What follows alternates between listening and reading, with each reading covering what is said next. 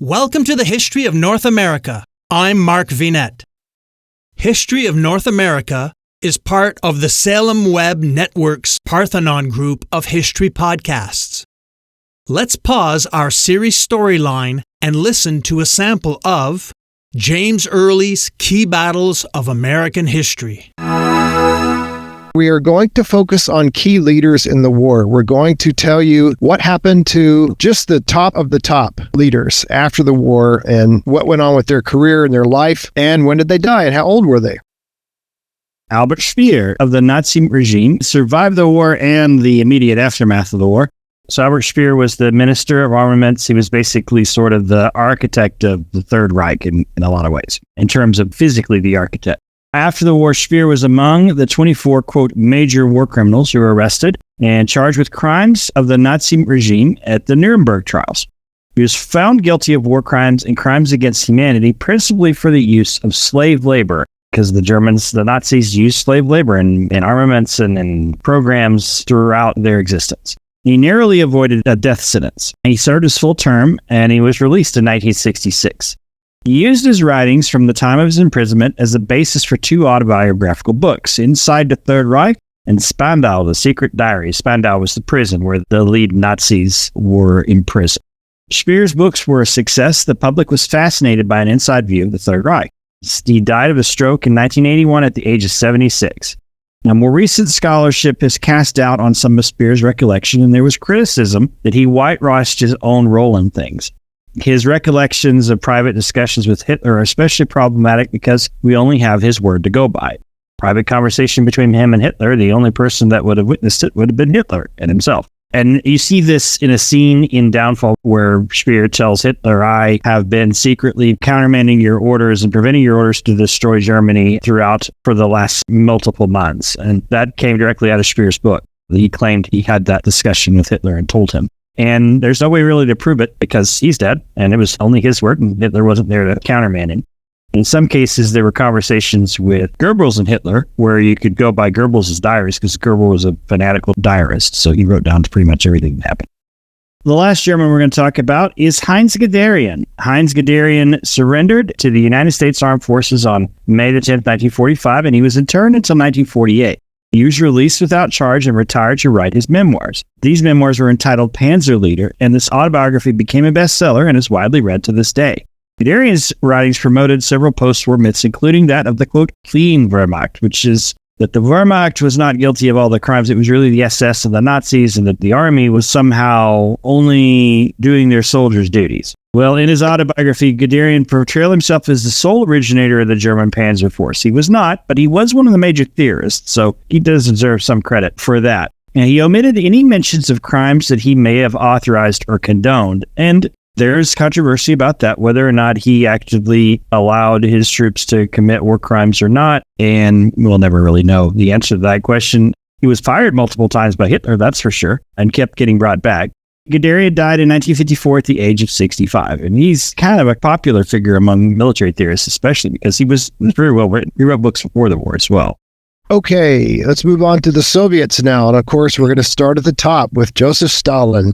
After the war, Stalin started another reign of terror, purges, executions, exiles to labor camps, and persecution in the post-war USSR. After the war, he suppressed all dissent, anything that smacked of foreign, especially Western influence.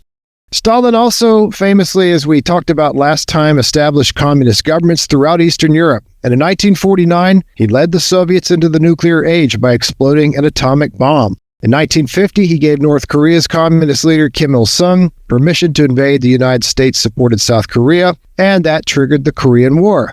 In the late 1940s, Stalin's health began to decline, and he died of a stroke in 1953 at the age of 74. His body was embalmed and preserved in Lenin's mausoleum in Moscow's Red Square until 1961. He and Lenin were there side by side until 1961. It was removed and buried near the Kremlin walls as part of the de-Stalinization process, initiated by Stalin's successor, Nikita Khrushchev. Let's move on to Georgy Zhukov, the famed general commander in the front.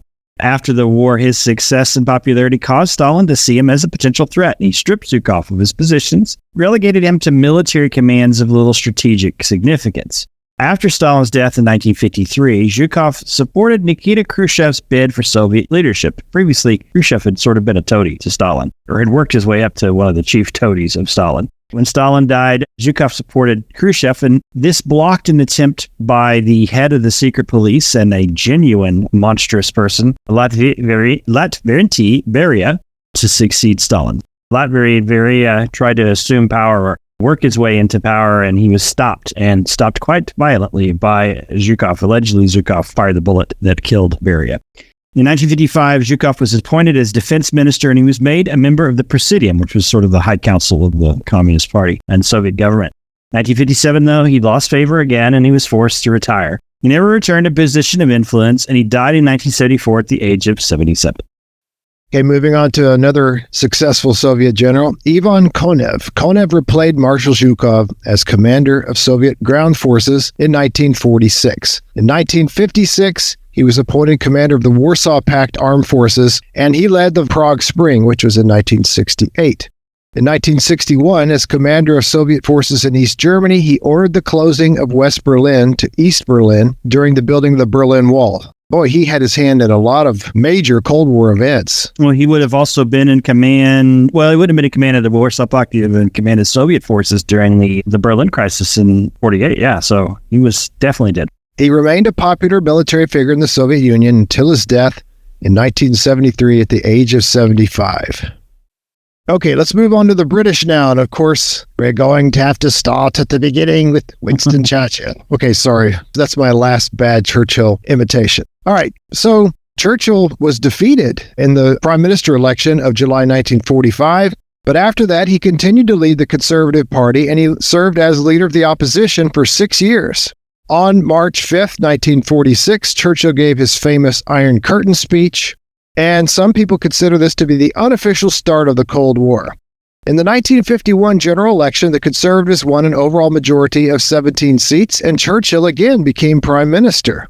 In his second term as prime minister, Churchill continued to oppose the spread of Soviet influence and worked to build a solid foundation of friendship and cooperation between Britain and America.